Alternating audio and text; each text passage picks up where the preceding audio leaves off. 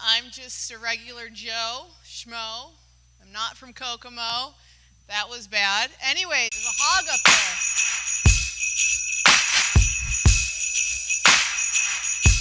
Who did that? Stop! No! Right there. That's my girl. What? Oh, man. There's like 5 letters up there. She brought it. That was good. Dashing through the snow. Correct. We have a challenger today. I don't know, guys, if you need to stand up, if you need to shake it off, if you need to, get in the zone, you got this. Let's take it down. Next one. Ho, ho, ho.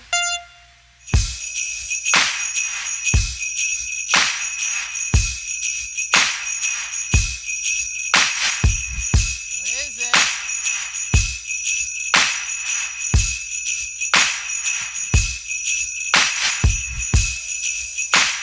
Are you kidding me? Are you kidding me? There is literally nothing up there that tells you what that was. A couple of vowels and boom, she's got it. All right, Rebecca, girl, wake up. What are you doing? You're sleeping. 12 days of Christmas. Is she kidding me? That was amazing. Can we get a round of applause for our girl back there who's just slamming them? Yeah, that's it. All right, let's do the next one.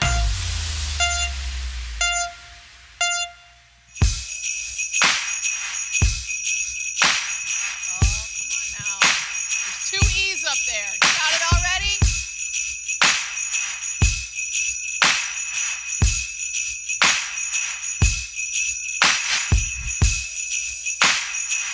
Oh, man. Don't give her clues. Wait, was that a man's voice I heard? Was that Jen? Did you do it? Oh, gosh. Wow, I'm impressed. I am impressed. Nicely done. All right, let's do the next one. We got some challengers. Come on, guys. Get the blood flowing.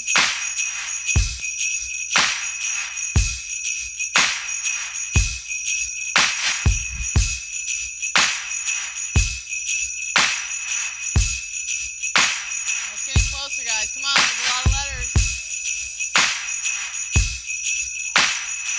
Uh-huh. You did it! Right there! The king got it, man. Come on now. That was good. Good. All right, well, we've got one more. This is for you get the points. You get all the points if you get this one, okay? Winner takes all.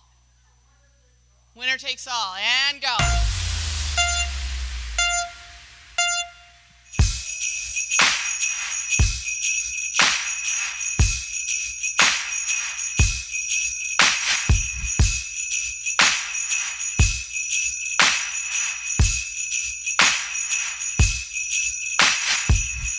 What? That is not a way in a manger. Stand and take your crown, queen. Bow before her and her awesomeness. Hey, good morning. Welcome to Forward Point. If you're new here, we've got a lot for you. You can text welcome. You'll get a few text messages, a few emails just welcoming you into the family. We are a family here, by the way. We love to play. We love to laugh. We have coming up a free family movie night. I just watched that movie, and it is fantastic. Oh, wait, you can put that next slide up. It's so good. It's really good. I just watched it. It's about, well, Jimmy wrote out this really, really, profound paragraph for me. Let's read it. Do we read it in a Jimmy voice? It's after discovering a Yeti on the roof of her apartment building. Anyways, it's a fantastic movie. You can invite people if you want. It's free. Forward Point just puts it on for the community. So we have a night of Christmas magic coming up. I'm actually really excited about it. Unfortunately, I will not be able to be here for it just because I have 2 families and my family's always done Christmas Eve. They've just never not done Christmas Eve. But we are having here at Forward Point Polar Express. Classic Christmas movie. You're going to be able to come in your pajamas watch the movie, take a picture with Santa and Mrs. Claus, get your ticket punched. It's like it's a whole to-do, like something pretty special. Then afterward, Forward Point's going to invite everybody to stay for the Christmas Eve service, candlelight. It's going to be special. It's going to be just right. And guess what? The Doyles. Oh, those Doyles. They're something else.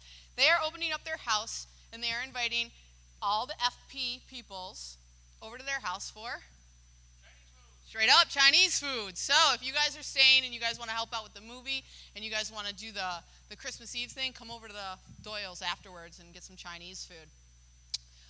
There's 3 ways to give here. If you're new, we're not expecting you to give. It's a little bit different around here. You won't see baskets passed. You won't see people shaking you down for money. There's a box back there that if you want to put your cash or check in, you can do that. You can go online or you can text. I've done the texting. It's pretty simple, pretty easy. You text your amount.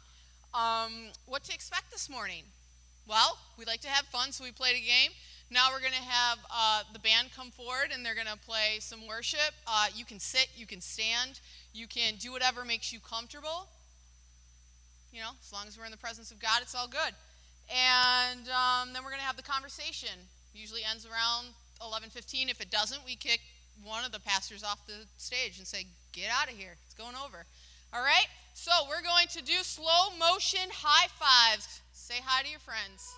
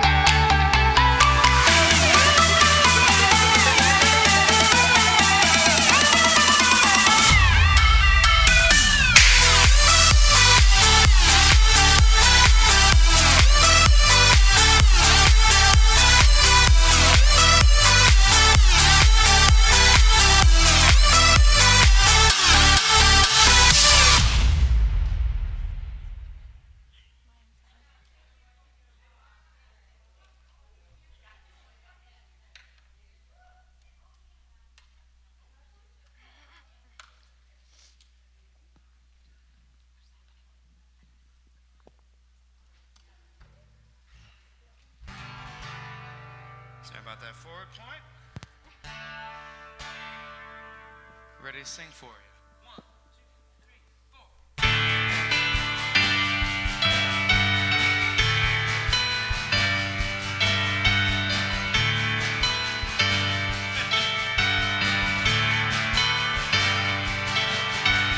Joy to the world, the Lord is come. Let earth receive her King. Let every heart prepare Him room, and heaven and nature sing, and heaven and nature sing, and heaven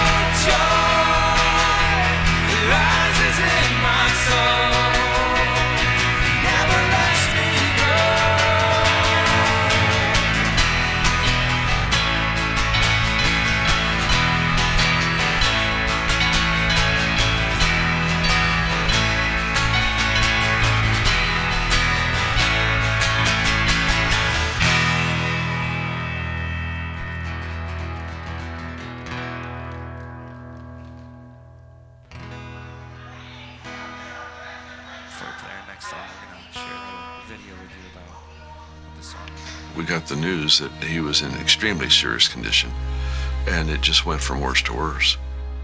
In about a 12-hour time period, it went from he's just kind of had this little sick thing at home to life or death. We're in a battle for a child's life and for a family.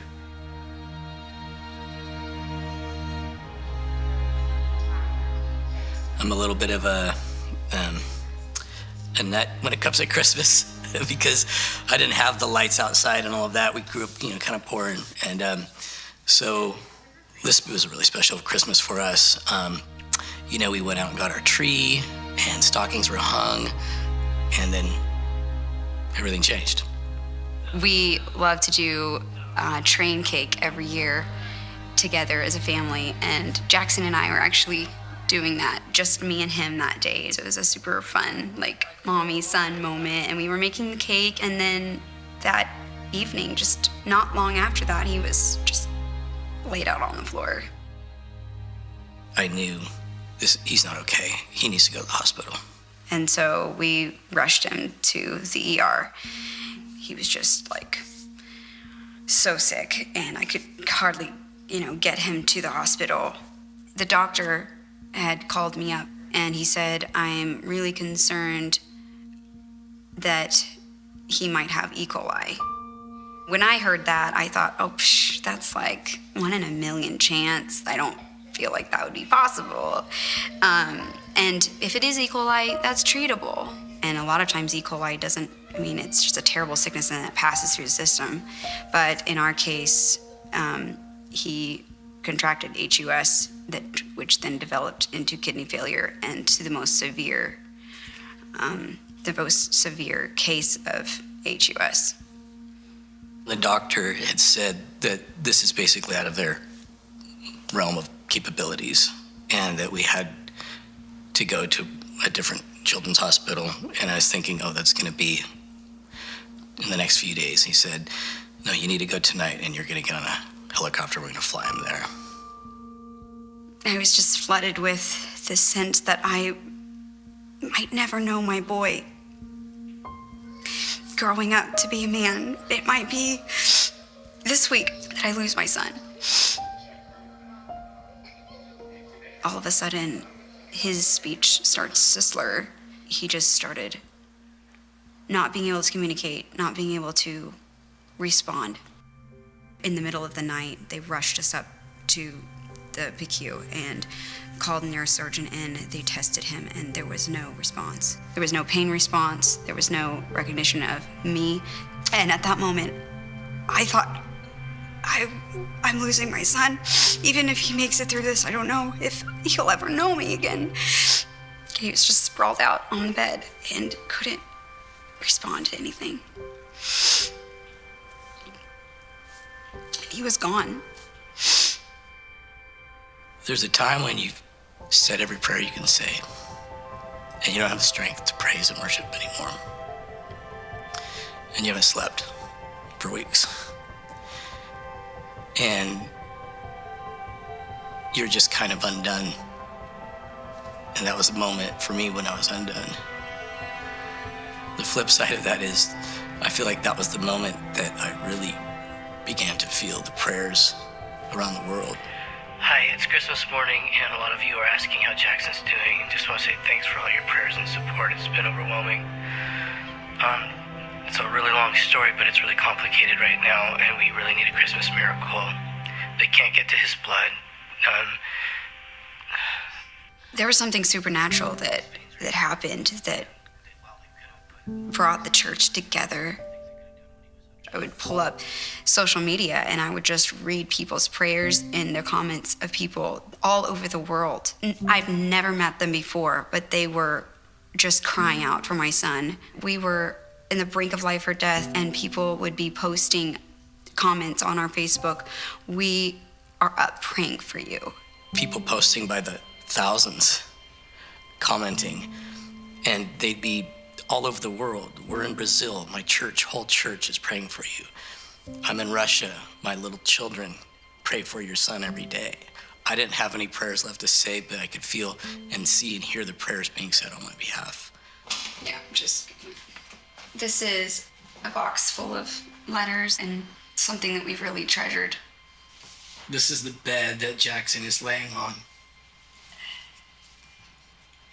And Jesus is healing him there in the middle of the world. Well, Jesus,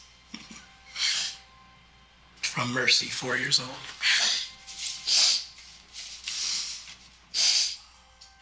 hooked up to everything. They allowed me just to like hold him in my arms, and you could just see the light still in his eyes. And I just remember just standing and declaring over him he was gonna raise up out of that grave, and he was gonna live.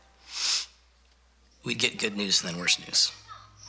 It was so up and down, and so we go to the hospital and they said they thought he'd be okay, so they sent us home. And then to find out that he's worse than you even thought the first time. And then you're at the hospital and you're thinking, he's gonna get better. And then you find yourself in a helicopter. And then you find yourself in a...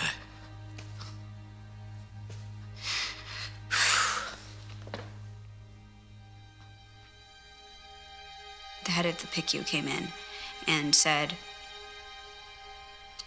we have to get a central line in tonight. They couldn't give him another sedative, so it would be like going in, basically having surgery on a child without any anesthesia.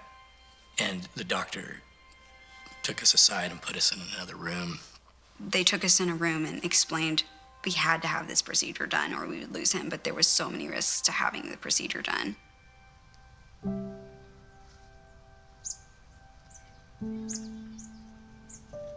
I remember the night we got the text that they didn't think he was going to make it through the night. When you got the text, you just collapsed into my arms and just like began to weep. And I could just feel like we're going to lose. Like we're going to lose Jackson. Like we're not going to win this one. There's not going to be victory on this battlefield. Those moments, even though they're really hard, something within us rises up that only moments of trauma and intensity can actually call forth.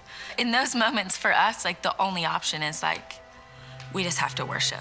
I remember standing at this crossroads and this giant of unbelief standing in front of me. Like it's your prayers don't matter. All these prayers don't matter. Like the Lord's not going to hear it.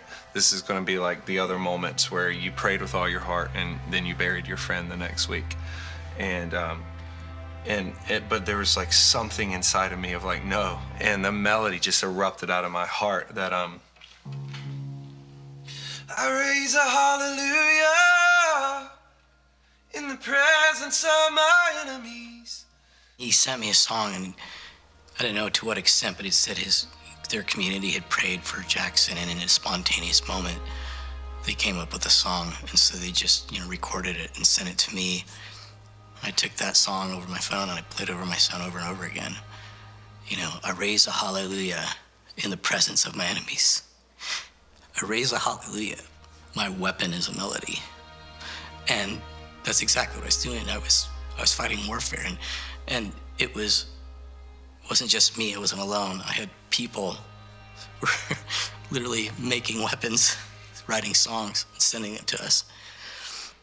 It still humbles me and baffles me. The power of global prayer, the power of community, the power of believing together. He started talking again. What did you just paint a picture of? You could tell it was still like fragile, it was still coming back, but he was talking again, and that was like amazing. He was asking in the cutest 2-year-old voice, like everything he can imagine that he liked, I want a hamburger, I want a hamburger.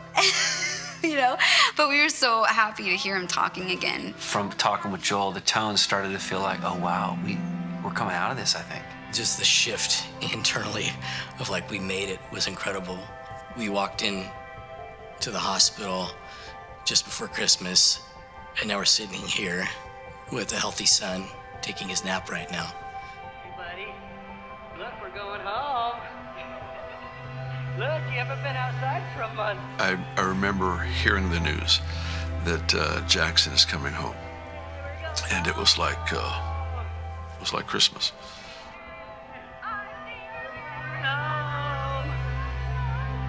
We believe in the power of praise. We've seen God do a lot. And I don't know the secret to all of it, but I do know that Jackson is well today. And I can't help but wonder or think that that praise had a part of that. This is part of our story now, and it's part of Jackson's testimony of his life, that the world will know that miracles happen. This gospel is not haphazard. It's not a Russian roulette. It's not a guessing game. It is the absolute nature of God revealed through his goodness and his kindness. And what is necessary is for the people of God to rise to the occasion, to face the impossibilities of life with the confidence of God's character, his nature, and his promise. There's no other option. We were called to this. This is our responsibility. It is our privilege.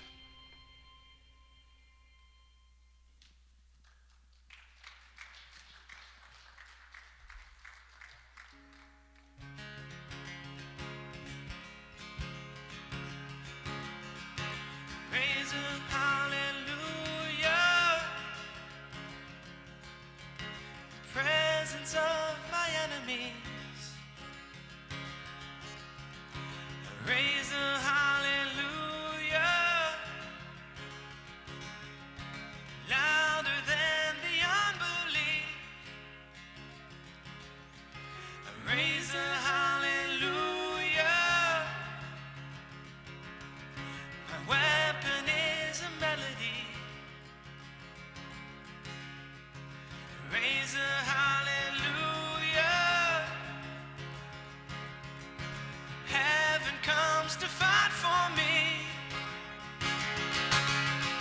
And I'm gonna sing in the middle of the storm. Louder and louder, you're gonna hear my praises roar.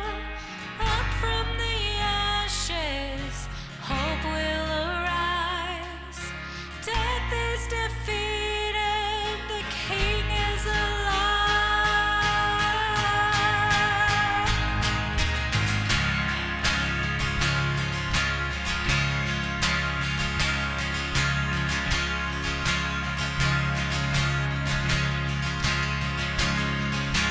Raise a hallelujah.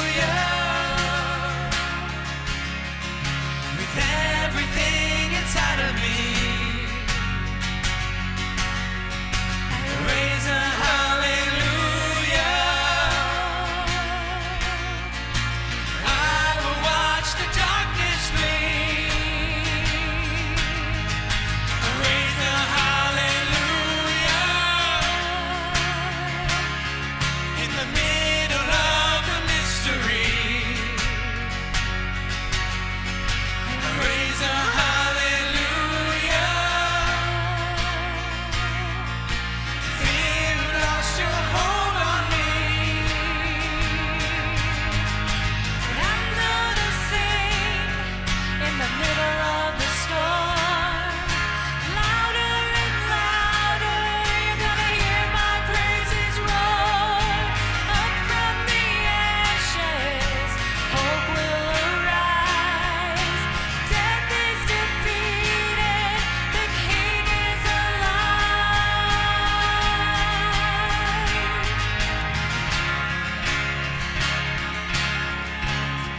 No miracle is too large for the Lord, you guys. He hears all of our prayers. And if you want an example of a miracle, just look at science, because He does that. He does the science.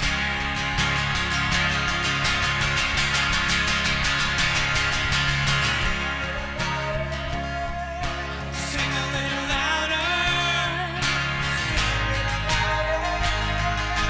Sing a little louder. Sing a little louder.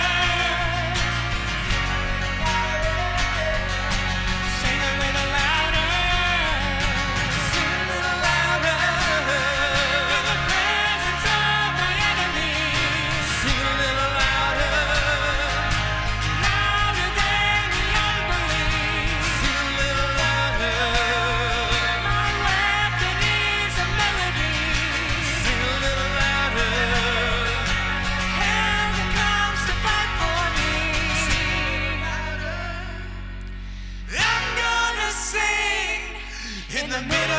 the storm.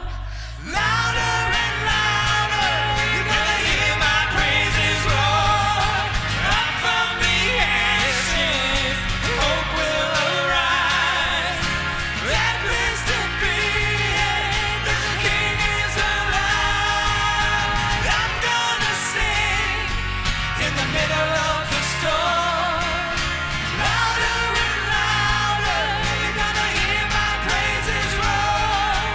Up from the ashes, hope will arise. Death is defeated, the King is alive.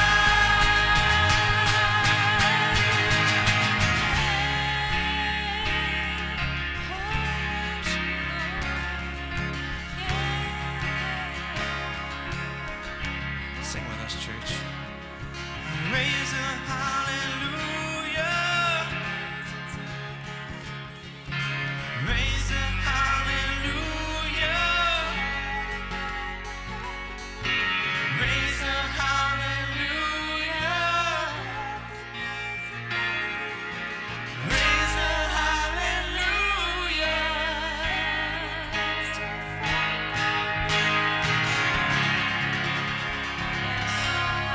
Thank you, Jesus. Thank you, Lord. We worship you, Father.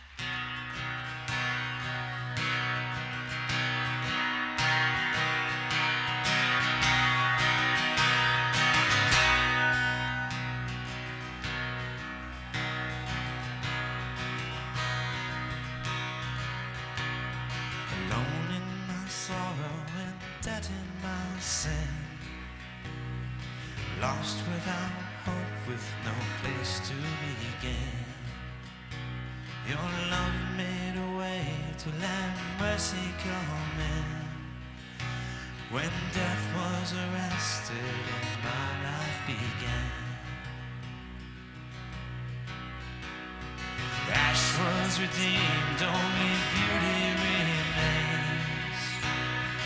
My orphan heart was given a name. My mourning grew quiet, my feet rose to dance. When death was arrested and my life began.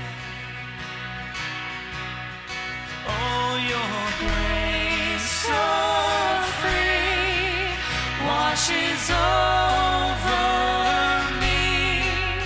You have made me new, now life begins with you. It's your endless love pouring down on us. You have made us new, now life begins with you. Released from my chains, I'm a prisoner no more. Shame was a ransom he faithfully bore. He canceled my debt and he called me his friend. When death was arrested and my life began. Oh, your grace so free washes over me. You have made me new, now life begins with you. It's your endless love pouring down on us. You have made us new, now life begins with you. They were displayed on a criminal's cross, and darkness rejoiced as though heaven had lost. But then Jesus arose with our freedom in hand. That's when death was arrested and my life began. Oh, your grace so free washes over me. You have made me new, now life begins with you.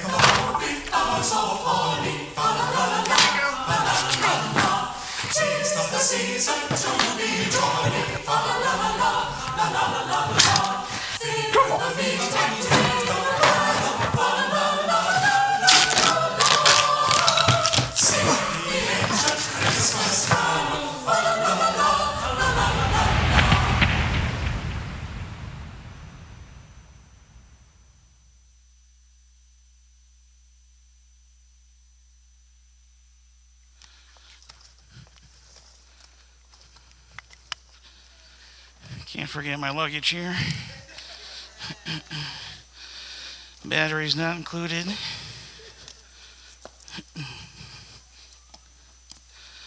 Well, good morning, church. My name's Jimmy. I'm one of the pastors here. It's a pleasure to be with you. Hopefully this morning you are able to maybe enter into your story and let it meet Jesus' story for you this morning, and hopefully that will continue this morning. Just believing God to be doing some amazing things in people's lives this morning. We're going to continue on in our series, Travel Light. Last week I shared, I'm in the midst of this kind of battle with our house and getting it remodeled, and the land bank is who we purchased it from, and it's kind of been this ongoing issue of feeling like I'm owed something and they should make it right, and they're not. And last week I shared, I just feel like God calling me as part of our traveling light ideas is to let it go, right? To forget about it and to not pursue my justice anymore that I feel like I'm owed and that I'm due. And last week was a great week, just kind of leaving it at the altar, sharing with it before you. Just this is where we're going. We're gonna let it go and forget about it, right? And then no sooner the next day did I get a message on Facebook from some reporter who wants to interview me to do a story, right? And immediately I kind of came to this place of crossroads, right? Just the day before talked about how I'm letting this go and I'm not pursuing it anymore, but now here's this chance. Maybe God now is answering my call that I finally let it go. He wants to now vindicate me, to tell our story far and wide and allow there to be change and things to happen. So I got on the phone and I shared with her what was going on, and she said, all right, let's set up a time for us to film you, and we did that. And then, I called my wife. I said, well, you got to get home early. Don't work after school. We got to get the house ready. We got to get the kids ready. This is our chance. This is our moment. And then I get a message from her saying, oh, sorry, Jimmy, we can't do it. Not going to be able to run the store anymore, and I'll let you know if I need you in the future, right? And it's just an emotional roller coaster that I went through to have finally kind of let it go and be done with it. And then these feelings kind of get stirred back up within me that, okay, we're going to fight this, only to be let down again. It kind of left me feeling with this immense sense of bitterness, right? Bitterness towards this reporter who had me go through all these hoops just to let me down. Bitterness really towards God. Right, God, why would you allow this? Almost like a tease, almost like a dangling a carrot in front of me that, I said I don't want to eat anymore. And now here I am in this situation trying to deal with these emotions and frustrated, and I have nothing to show for it. I have to tell my wife, hey, just kidding. Thanks, but no thanks. What do you do in times like that, right? Well, we're in the middle of this series called Traveling Light, and we started off with this idea that, we are not made for this world. We're sojourners. We're just traveling through. But a lot of times what happens is we kind of get caught up with the things of this world that begin to weigh us down. We accumulate stuff, and we accumulate problems and frustrations. And the next thing we know is instead of being on this journey towards where God wants us to be, we're kind of stuck and unable to move and kind of almost cemented into the ground instead of moving where God wants us to be. So last week we talked about this idea, for traveling light, it's better to have less of what doesn't matter and more of what really does matter. Right? We talked at the verse about better is having one hand with tranquility, right? Having one hand and being at peace than having two fistfuls and always chasing after the wind and trying to go after the next best thing. And we asked ourselves, are we accumulating on earth what we can't keep, or are we investing in heaven things that we cannot lose? And this morning we're going to continue on with this story of how do we let go of bitterness? Right, my bitterness became even more evident this week when Stephen was kind of telling me about this local business meeting that was going to be happening. A lot of local politicians, counselors, and businesses were going to be there. And I said, Stephen, is this one person going to be there? Is this another person amongst many in this situation who I'm especially bitter towards? Are they going to be there? And he's like, well, yeah, I think so. And I'm not going to be able to go. right? Because I'm not normally like, I can't stand when I feel this way because I'm not normally like this. I'm not like the guy who has grudges against people, or, I don't tend to have an evil or mean bone in my body. But there's this handful of people that I don't even feel like I can be in the same room with without just glaring at them these death stares, And I don't think that represents well what we're trying to do here in Eastwood, right? And it's one of those moments where I kind of just realize, wow, what is going on inside of me that I have these things, these feelings, these strong feelings towards these people, these feelings of bitterness. This morning, there's this big idea. It's this idea, right, to make every effort to live in peace with everyone and be holy. Right now, understandably, there are probably some people that are harder than others to be at peace with, right? Can I get an amen? Right? There's just some people that, they are testing all of my nerves, and then we're going in overtime, right? And there are some people that you just don't want to be at peace with, right? They wronged you or they did something towards you.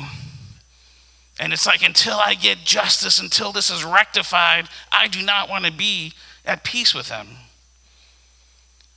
But the call this morning is to make every effort to live in peace with everyone. The author of Hebrews says it this way. He says, see to it that no one falls short of the grace of God, and that no bitter root grows up to cause trouble and defile many. Right? Have you ever found yourself acting out of character in such a way that you can't even believe, man, that was you acting that way? Right? It's almost like you're kind of having an out-of-body experience, and you're watching yourself do these things, and you're like, stop, don't do that, that's not you. But at the same time, you're like, oh, it feels kind of good. Get him, get the jab, right? And as much as we want to stop it from happening, we're almost relieved to finally just have gotten out of our system. And we know that, our God, he wants us to love, and he wants us to act in love in our relationships with each other. But the truth is we have an enemy who's trying to subvert and to kill love and to destroy relationships.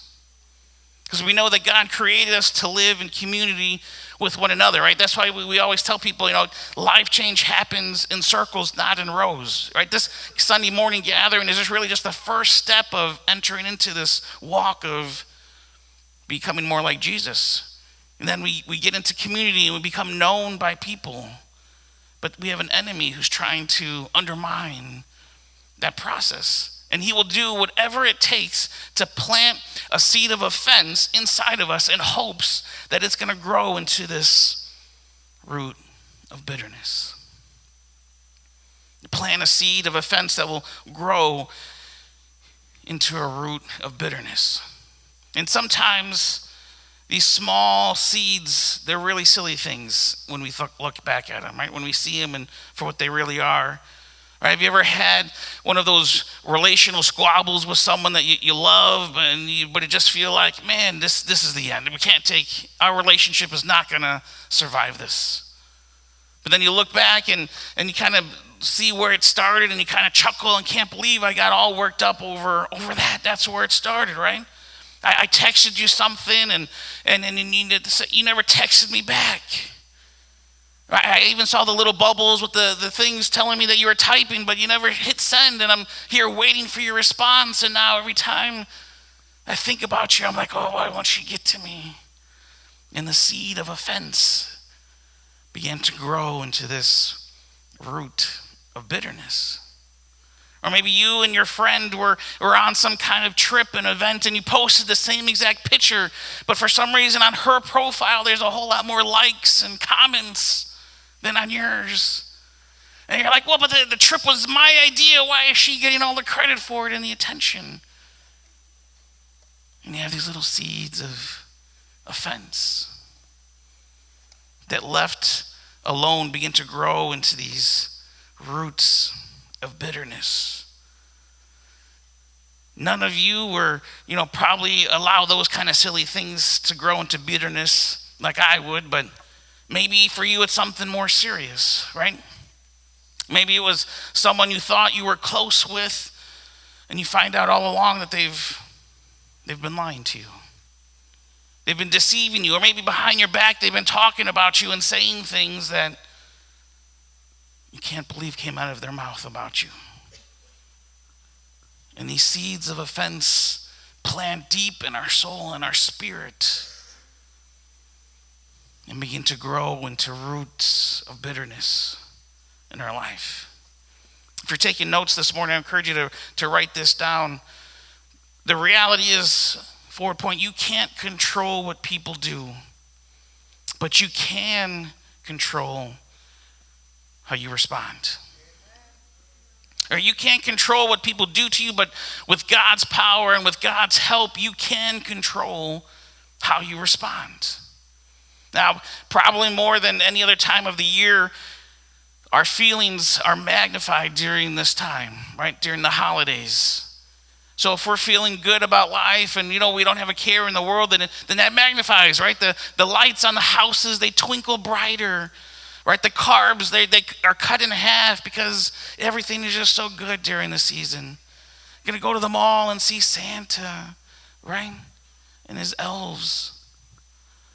But if you're in a situation or some kind of relational drama going on in your life, then the same for you happens as that gets magnified during times like this.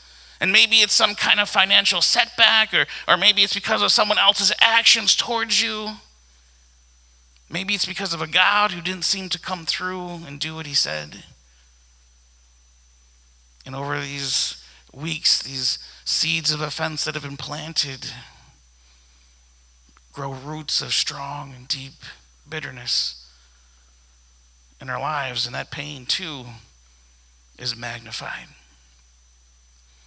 So in an effort to keep you away from the people that you really need most in your life, the enemy, what he'll do is he'll use these seeds of offense to grow into these roots of bitterness and begin to isolate you away from where you really need to be.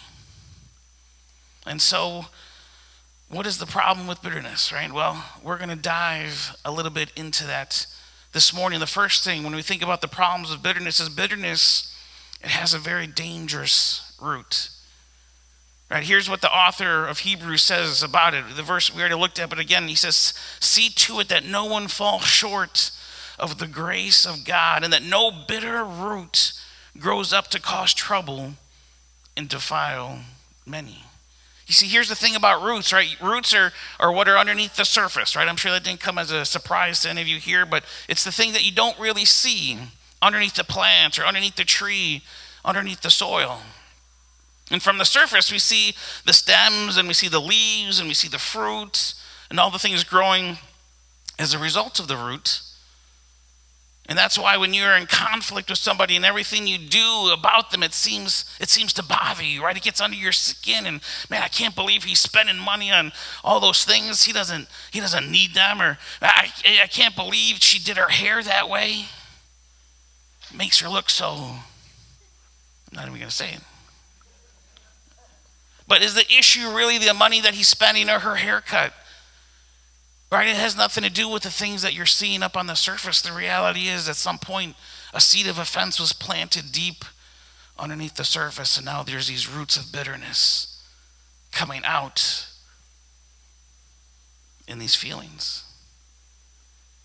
Or maybe the seed of offense was planted as a result of someone else's actions altogether towards you, and now it's there, and this root of bitterness has grown, and it's just destroying the relationships around you because you're just angry at the world. See to it that no bitter root grows up to cause trouble. You know, an easy place to identify bitter people is working retail, right? I don't know how many of you guys have been shopping this Christmas season. Has anybody run into a bitter employee at a retail shop, right? They've probably been working, probably 30 days in a row and haven't had a break in 2 years, right? At least that's how you make them feel. When you go up to ask a question, they make you feel like, why are you asking me a question? It's not like I'm getting paid to help you, right? You should have been able to figure this out on your own, you stupid individual, right? And you walk away, all right, thanks. Well, I work retail, okay, and I have some coworkers who are constantly trashing on customers in our back of house in the same way. And I'm always thinking, man, why are you complaining about the people who, provide for your paychecks? And as I already mentioned, I consider myself a pretty even-keeled guy. I don't really, fly off the handle when it comes to my emotions or get angry with people I feel. I don't really, think I allow bitterness into my life, but let me explain a little bit just how retail employees get like that, okay? One, the first, maybe they're just like that, okay? Maybe that's their personality. It doesn't matter what you do. That's just what you're going to get, okay? Those people, unfortunately, we're just going to have to count them as a loss, okay? But two, there are some people who've been turned that way by stupid customers, okay? I'm sure none of you are here fall into that category, but let me offer a case in point. When I was working at the Genius Bar a couple weeks back, I had this woman come up to me and she sat down in front of me, and the first thing she talks about is, Verizon says that you need to replace my phone, all right? And immediately I'm kind of on my heels, right? Because anytime someone comes to me looking for help but tells me what I need to do, okay, we have a little bit of a problem here, okay? I get paid to fix things. Yours is broken. All right. This is good therapy for me. This is good therapy. I appreciate you guys doing this pro bono work for me, all right? My thoughts are going through my head, like, whose company is worth more, Verizon or Apple? Okay, sit down, lady, all right?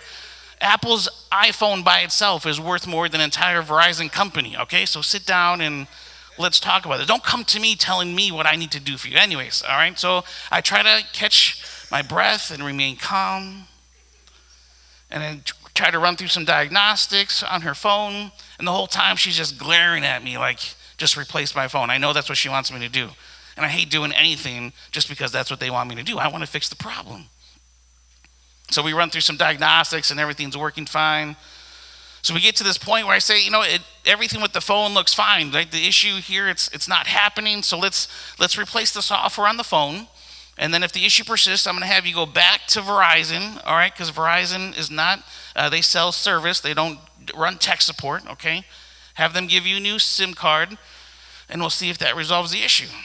So we're restoring the software on the phone. It takes like 10, 15 minutes, and we're just kind of standing there, and, it's obviously awkward, so there's not really a lot of conversation going on about pleasantries, right? But then out of nowhere, a friend who I haven't seen in probably 10 years walks into the store, and I just was overcome, and I went over and said hi to him, and I figured there's nothing going on here. This is going to be a lot pleasant experience. And then I came back and wished her well on her way. Well, we send emails to customers to allow them to rate their experience when they get help from us, right? And we have access to look that up to see, what people are saying about us and what we do. And I got the response from this lady. As you can imagine, she was thoughtful enough to leave a response about her experience at the Genius Bar. And the first thing she says is, well, I could tell from the beginning that he wasn't happy to see me because I wasn't there to buy something, right? And I'm thinking, my whole job is to fix broken things. I don't sell things, right? I don't care if you buy something or not. You're so silly. And she just goes on to rail on me because, she doesn't know if this is going to fix the issue, and he didn't want to replace my phone. And after reading that one negative comment amongst a list of all positive ones, I assure you, that I normally have, that one comment soured all of it, right? So now the rest of the day, like every customer that I come in contact with, I'm starting kind of with these roots of bitterness inside of me that I have to let go of. Not because of any actions that they did, because this customer turned me bitter. That's how bitter retail employees happen, folks, all right? So when you're out shopping over the next couple weeks, be kind to those retail employees, even if they're a little bit bitter towards you. Because we're called to live by love. Then look how Paul describes love. Probably the most famous passage about love He talks about it in verse 5. He says, it does not dishonor others. It is not self-seeking. It is not easily angered. It keeps no records of wrong. And I had this record of wrong, right? The reality is bitterness keeps a detailed record of all the ways that we've been wronged. And we keep it close by. And it undermines this attitude of love. Look at all the ways that they let me down. When I needed them, when I counted on them, and they weren't there. Look at all the times that they turned their back on me. Yeah, but that was 30 years ago, Jimmy. It was time for your baby nap, right? Of course they're gonna, but still I'm holding on to that. How dare they just leave me in the crib like that? And I've never been able to sleep normally since. Right, but the longer that we allow it to grow, these roots of bitterness, then the deeper it grows and the harder it gets to kill. Because bitterness has a dangerous root. And number two, the problem with bitterness is that bitterness has a poisonous fruit. The author of Hebrews, again, the same verse, see to it that no one falls short of the grace of God and that no bitter root grows up to cause trouble and defile many, right? Defile who? Defile many, right? It's not just you that it affects. It's not just you that it begins to bring death to. Many. The people around you. And the author of Hebrews was describing what I'm sure we've all seen play out in life, right? Only it's enough to be bitter towards that one person, right? It kind of just starts off as this bitterness towards one person, and then it grows to anyone that they seem to relate with, right? Anyone who's friends with them, anyone who doesn't condemn them for their actions, now you start to begin to be bitter towards all of them, right? And then if that's not enough, you begin to feel outnumbered and you start to tell your friends, and then all your friends take on these seeds of offense and are now bitter towards them. And like a virus, it just begins to spread and grow larger. And the next thing you know, you have the West Side Story with the Jets and, the gangs, and they're fighting and they don't even know why. Because of these roots of bitterness that's just started off with a little bit of seed of offense that we've never let go of. It can divide entire work environments. It can divide churches. It can divide life groups. It can divide families.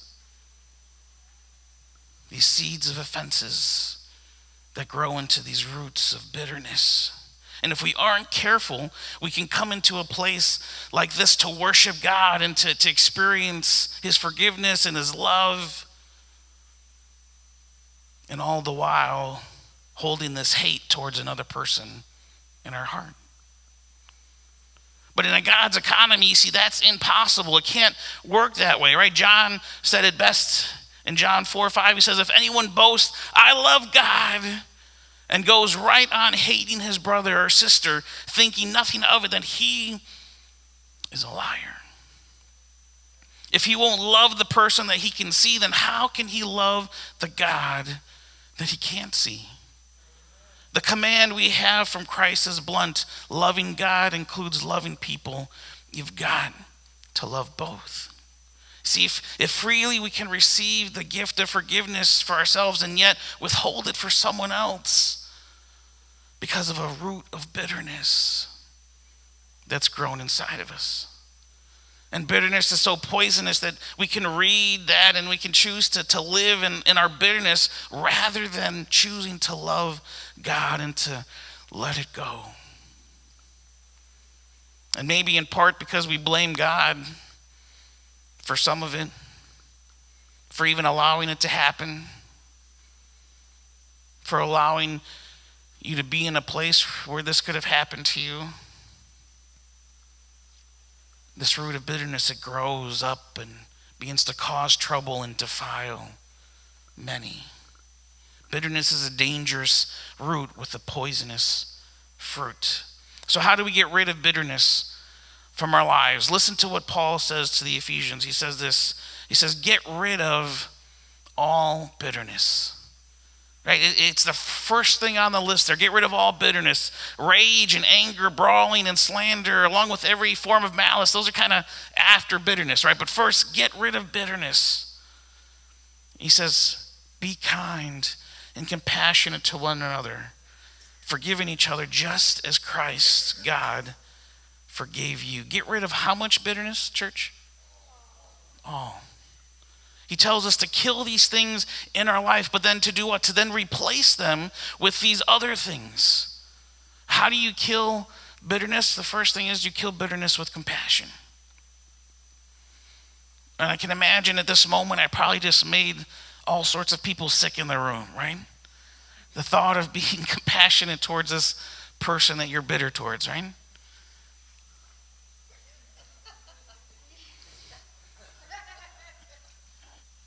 What? Compassion towards them? The thought of being nice to someone who you've been carrying this offense towards for so long?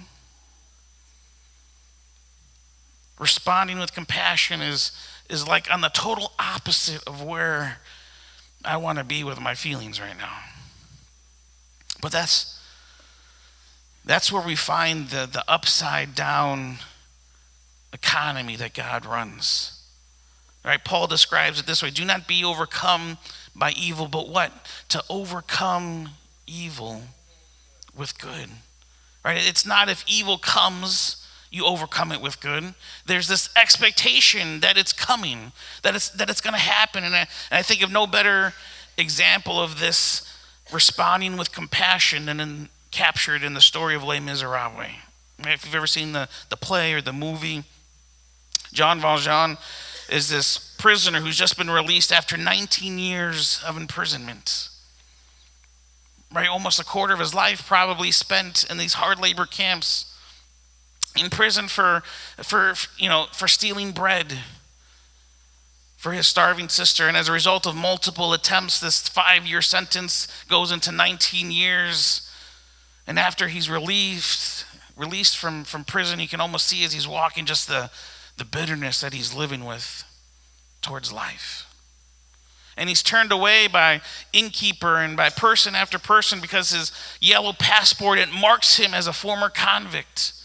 And no one is going to give him the chance a day, so he sleeps on the streets just bitter and angry until one day he's offered a place to live at a church by this bishop.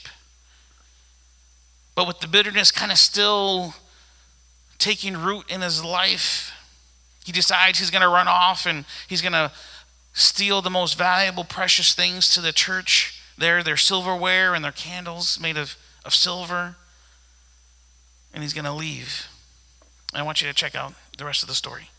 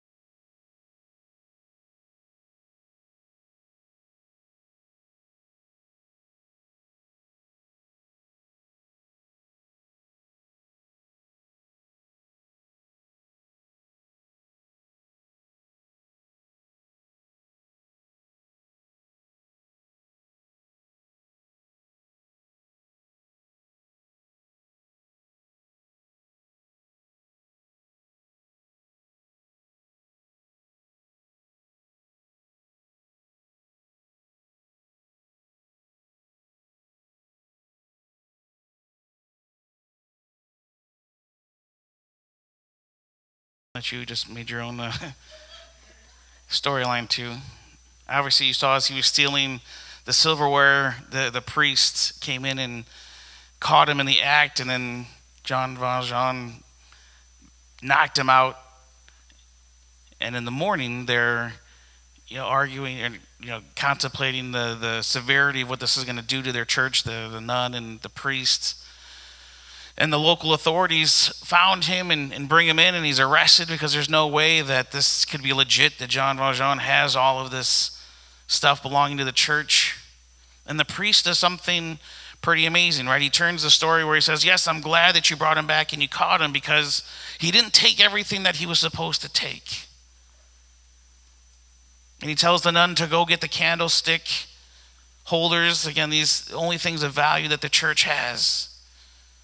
And he takes them and he puts them into the bag along with the silver that he's already taken. He tells the nun to go get the authorities some wine. And he says, John Valjean, you're no longer going to be the man that you came in here as. He says, I have purchased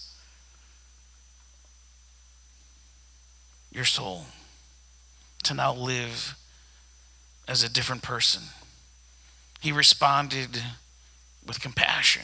And if you've seen the movie or read the story, you know how he goes on to change his life and become a different person, and begins to change the other life of Cosette, the daughter that he adopts. How do you kill bitterness? With compassion. Jesus said it this way himself. He says, bless those who curse you. Pray for those who mistreat you. Again, it's this upside down kind of way of living, right? You do the opposite of what your human instincts tell you to do.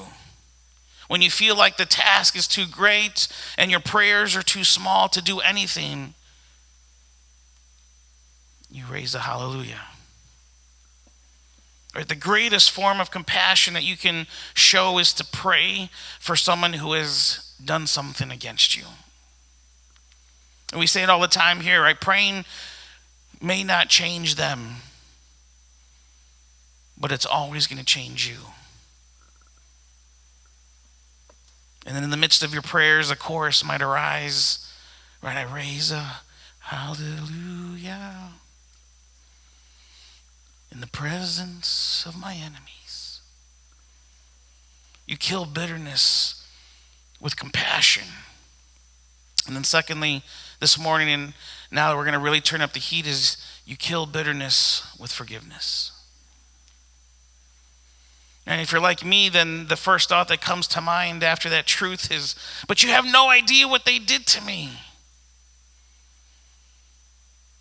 Right? And I was right when I thought that, and you're probably right as you're thinking that I don't know what they did to you, but God does. And Paul says to the Ephesians, get rid of all of bitterness. He says, be kind and compassionate to one another, forgiving each other just as Christ, God, forgave you. See, God sees what Christ did when he looks at us, and that's why he's able to look at us with forgiveness. The reality is, this morning, is can we see what Christ did when we look at the object of our bitterness? It's not something that, we're going to be able to generate, right, to work up inside of us. Maybe if I pray really hard and I fast, if I go to church enough times, and maybe I can work up this self-will power to forgive them. But no, it's never going to work. We're not trying to generate this. We're passing on something that we have already received ourselves. And then we're able to raise a hallelujah. It's louder than our unbelief. How does Jesus forgive you, right? He forgives you immediately. He forgives you generously. He forgives you unconditionally, and we're called to forgive in the same way. So I'm going to ask you this morning, we're going to close with this song one more time. I'll have Brian come up, but as we do, I'm just going to ask you to close your eyes and just to bow your heads this morning. Right, this morning it was very intentional to share the story of Jackson and where this song came from, in hopes that we wouldn't just walk through another Sunday morning going through a bunch of motions and singing some words that they plaster up on the wall. But in the midst of seeing this story, maybe our story might be able to come out of the box that we placed it in. Our story of hurt and our story of pain, all the places that these seeds of offense have been planted, that have grown into these roots of bitterness. And this morning, just maybe if we allow these roots of bitterness to be exposed to the love of God, this morning some people might walk out of here free. Might walk out of here different. Their lives might be changed just as Jean Valjean was, because his life had been ransomed. And this morning, you need to offer your story to the one who paid the ransom for your life. So this morning, it's not a call to generate enough of your own personal mental power to do this. This morning, the response is just to allow the God who forgives you without any conditions to do a work in your story so that you might go from here to forgive the objects of your bitterness. So I'm going to ask Brian to sing, and not a lot of fanfare, but in the midst of this song, if you can begin to sing it in the midst of your story, if it can become your anthem for what God wants to do in your life this morning, that you would just respond in a way that he's calling to you this morning. It could be standing to your feet and proclaiming at the top of your lungs. It could be coming to the front and just getting on your knees at an altar before God to say, God, consume all of this bitterness that's inside of me and replace it with your life. God, I pray for each person this morning to just be released and to be freed for you to work in their life this morning.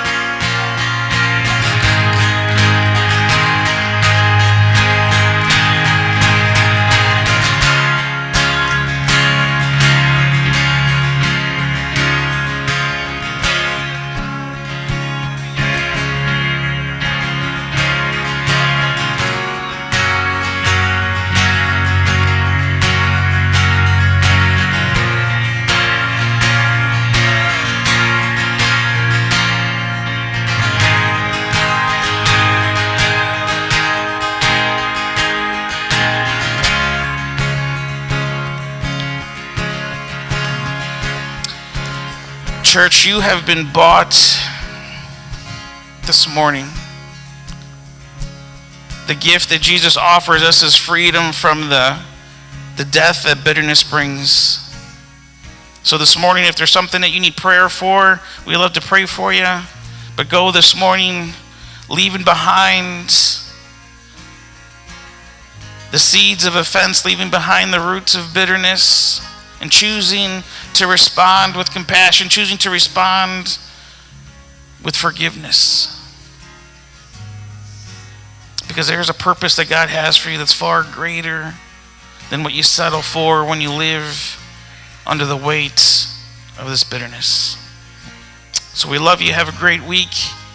We'll see you next week as we continue on in Travel Light. God bless you.